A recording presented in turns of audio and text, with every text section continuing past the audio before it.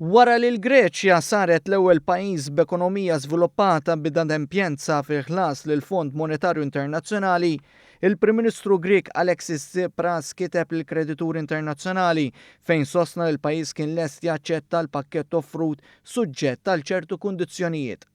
Fil-fatt il-Greċja falliet milli tħallas lura 1.5 biljun euro lill-kredituri tagħha, total huwa biss ftit inqas minn dak li s-Somalja, is-Sudan u ż-Zimbabwe b'mod kollettiv għandhom iroddu lura lill-Fond Monetarju Internazzjonali. Dan kollu jkompli jixed is-sitwazzjoni mwera li nsab fiha l-poplu Grieg li nhar il-ħadd li ġej se jkun jivvota f'referendum dwar il-bailout offrut lill-Gvern Grieg. Fl-ittra tiegħu Tsipras elenka tliet kundizzjonijiet prinċipali biex il-gvern tiegħu jaċċetta l-bailout, propju li jżomm l-iskont ta' 30% fuq it-taxxa imposta fil-Gżejjer Griegi li l-infiq fuq id-diviża tal-pajjiż jitnaqqas b'mod aktar gradwali, filwaqt li talab li l-għajnuna finanzjarja lil pensjonanti f'riskju ta' faqar tinqata' bil-mod il-mod sal-2020. Fi kliem Tsipras dawn il-kundizzjonijiet kienu miżuri konkreti li rrispettaw il-qafas u l-kredibilità ġenerali tal-pakkett offrut lill-Greċja.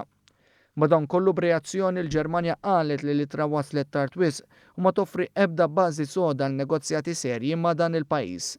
Tal-istess fehma kienu l-Ministri tal-Finanzi tal-pajjiżi Ewropej li f'konferenza telefonika bejniethom l-erba' wara nofsinhar reaġixxew b'xettiġiżmu għal proposti Griegi. Intant ftit mumenti wara l-pubblikazzjoni tal-ittra, Tsipras indirizza l-poplu Grieg fejn kontrast għal dak li qal fl-ittra u reġa' lura l-pożizzjoni tiegħu u ħeġġeġ lill Griegi jivvutaw kontra l-bailout.